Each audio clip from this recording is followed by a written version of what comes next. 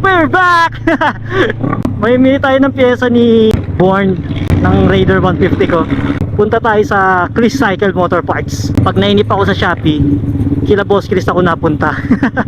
Kaya doon tayo bibili. Gamit natin yung Z650 natin na Kawasaki. Favorite ko to eh.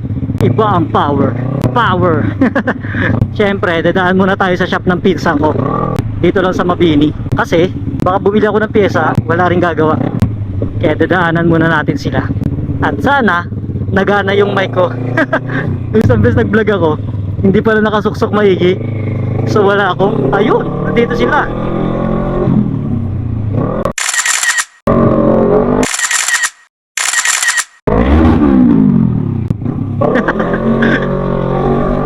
Nandun, so doon tayo pupunta mamaya. Bili lang tayo ng pyesa. Hindi naman ako nabili ng mahal na pyesa. Mura-mura lang tayo. Hindi natin kailangan ng pandiinan. Kailangan natin ma-refresh siya ulit. Umuwi siya ulit.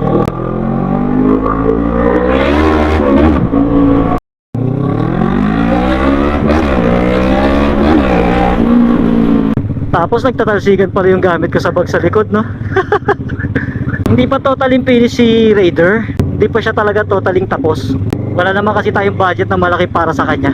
Unless na lang kung magbibigay kayo. Joke lang. Kasi yung mga pinagbaklasan ko doon, yung mga pinagpalitan ko, binenta ko din sa marketplace. Nabenta naman. Okay naman. Kaya yun yung pinambibili ko rin ng bagong pyesa. Kaso nga lang, mas murang pyesa. Pero okay lang. At least, maganda na siya ulit tignan. Isipin mo, yung motor na Raider 150 ko, 2013 pa nabili yun. Nagtototal ng 10 years and 8 months. Ang kagandahan lang sa pinsan ko, wala siyang standard. So, paggawa ka, kahit na ano, kahit tricycle pa yan, tinatanggap niya. Hindi pareho sa iba. Pag type concept, pag street bike. Nahiya sila tumanggap ng mga murang gawa. Kasi may standard sila.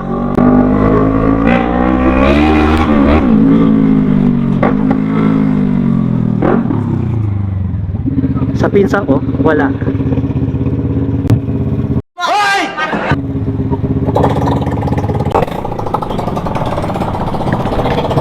Dito tayo kila Chris. Boss, pagbili. Samco Hos. Samco? Pang anong Raider. desan gagawin? Sa breeder lang. Sa breeder? Magkano yan? Kulay blue? Yaba. 80. Sige. Ganito ba yun? Sige.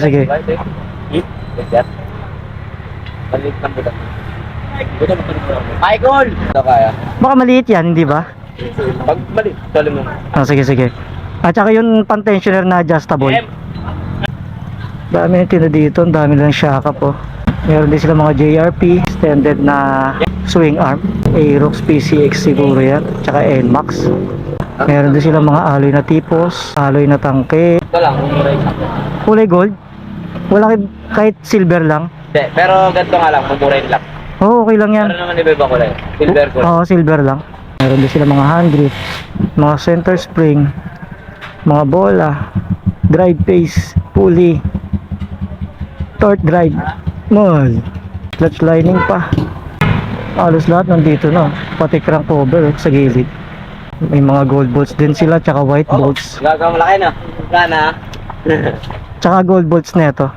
Sa gold ball. Dito sa may... Para dyan din. Magkano yan? Ano kaya kabal? Hindi ko rin alam, yung lalagpas lang siguro konti dyan. Pang lagay lang. Oo. Gold?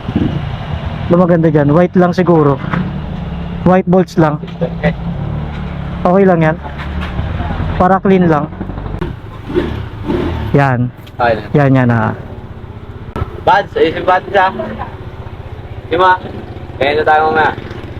Yung ano dyan? Kaya siya mag-aangkat na yan. Yan. Magkano to? So yun guys. Eto na naman si Runaway. Uy.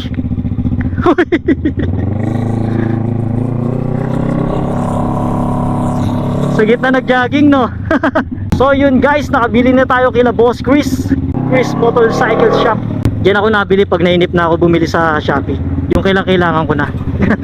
Excited pa naman ako pag may hawak na akong pera. Kailangan mabili ko na agad. So hindi na tayo guys sa bahay. Pakita ko sa inyo si Raider 150. Let's go! So yun guys, ito na si Raider 150. Diba? Ang ganda. Damn! Solid!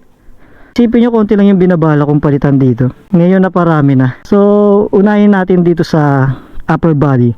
Etong visor, pinalitan ko na to ng bago. Marumi lang siya tignan. Kasi, hindi ko pa siya nalilinis.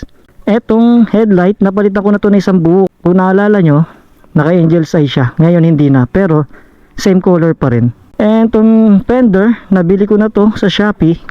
Nang naka-lighten na. As is na tong inner tube natin kasi okay pa naman. Pero, tinabasa namin to. Kaya wala na siyang nakalawit. Kasi delikado.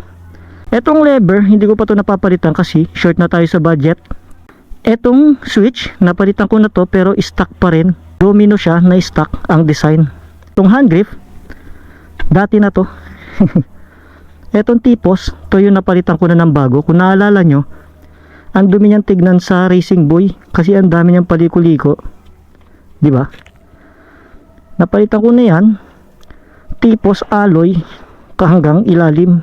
Tapos tong front shock, napalitan na rin natin ng pang wave. Ito yung pinapakita ko sa inyo ng previous videos ko. Etong clamp kasama to sa binili ko nung bumili ako ng Tapalodo sa Shopee. Ito yung ehe or axle kung tawagin. Itong spacer kasama na to nung bumili kami ng hub. Nagbawas lang kami ng konti para may adjust namin na tuwid siya sa Tapalodo. Itong disc, ito yung sinasabi ko sa inyo na bagong bili ko rin. Ang ganda. Damn, pati mga gold bolts pinutulan na lang ng pinsan ko para sumakto at hindi siya sumayad sa hub. Bagong rayos, yung rim ko dati na yan. Itong gulong ko dati na rin to. Marumi lang to. Hindi ko pa kasi siya napapamotor wash. Kung naaalala nyo sa previous videos ko, yung caliper na preno sa harap hindi umubra. Ikinalulungkot ko kasi may leak siya. Binigay na lang ng pinsan ko to sa akin kasi to hindi niya pa nagagamit. Ito nga pala yung brake hose na quick release siya, di ba? Ngayon nga lang ako nakakita na ito, palibasa hindi ako sanay mag setup ng motor. Front shock, hindi na kami nag-convert, lapat naman. Yung lever ko bulok na, kaya siguro to yung susunod na project ko. Itong crankcase, napintahan ko to kay Boss Epoy. Ang bisa, ang kintab, di ba? Ito bago na, cover sa aircut. Bago na rin yung white bolts, yung gold bolts, white bolts. Ito, dati na to, wala na akong pambili kaya siya na lang din muna at tsaka to. Itong bypass hose, papalitan ko lang din to. Iipon lang ulit ako, tsaka tong clutch cable. Ito yung papalitan namin ngayong hose na luma na para sa breeder. Cooler, wala pa akong pera kaya as is na muna siya dyan. Yung chassis ko, yan yung nabubulok na. Itong mga wire na yan, tatanggalin na namin yan.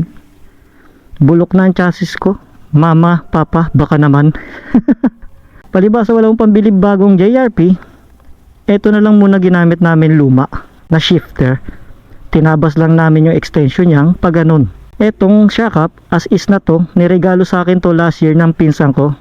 Yung nagagawa din ng motor ko. Itong ko, aksidente to. Ewan ko kung bakit napalagay to dito. Hindi ko alam kung kanino to. Hindi, joke lang. Nabili natin to online. Screen type siya na KOU. Super open. Damn, solid. Hindi na siya masama sa second hand kasi fresh pa naman siya. Itong swing arm ko, marumi lang to pero maayos pa. Bago pa kasi to eh. Hindi ko na rin siya pinalitan pero bahala ko rin siya palitan ng plus 3 na JRP. Plus 2 lang kasi to eh. Itong axle ko sa likod, dati ko na yan kaya kulay gold. Kaya bahala ko rin palitan ng white. Yung hub natin na maliit, wala siyang preno sa likod kasi brakeless siya. Hindi ko naman siya ginagamit ng pangmalayuan kaya pwede na rin. Yung Tapalodo, hindi po na natin to papagawa dahil wala na akong pampagawa. Bala ko kasi palitin tong gilid lang. Yan lang naman. So test drive natin siya. Dali natin siya sa pinsan ko ulit para ikabit ang adjustable na tensioner.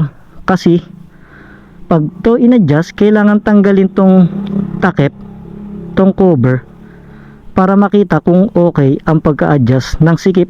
So yun guys, balik tayo sa usapan. Nag-overheat yung camera ko kasi naka 4K resolution siya, N60 fps, carburetor, Evolution na Koso 34mm, siguro yun yung pinakamalaki. Hindi ko alam kung may lalaki pa dyan. At itong, hindi ko alam kung anong tawag dito sa part ng play rings na to. Brand new na rin to. Pati itong side cover na play rings na to, kabilaan side, bago na rin yan. Etong taillight, stock pa rin to. Hindi ko na siya pinalitan kasi wala naman siyang tama. Itong upuan, JRP yan, marumi lang. Pero pwede pa yan. So wala na ako ibang may kukwento sa Raider 150 natin na 10 years old and 8 months. Ang ganda niya. Hindi man mamahali ng mga naikabit ko, pero di ba? Refresh naman siyang tignan. So pakinggan nyo yung rapid backfire na kinabit namin kung okay o hindi. Pero siguro doon ko natetestingin sa loob kasi magagalit itong mga kapitbahay natin. Pero konti lang naman. Mababang RPM lang. Samahan nyo ako sa loob. Pasok natin si Born. Born talagang pangalan niya kasi malaking history rin ang nagawa sa team namin itong Raider na to. Dahil nanalo rin siya ng siguro mga 5 times sa illegal race. So pakinggan natin ang bomba niya. Let's go. Yung switch sa gilid lang ng play rings kasi hindi naman namin siya gagamitin araw-araw. Pang New Year ko lang siya. Tapos meron tayong relay pambusina at meron din tayong interrupter relay. Yun ang ginamit natin. Siguro kung gusto nyo ng tutorial para sa rapid backfire, request nyo lang sa akin para gawan ko kayo. Babaklasin ko ulit. Tapos isi-setup ko para may tutorial. So testingin na natin ang rapid backfire. Hindi naman to pareho ng mga FI. Kumbaga DIY lang siya.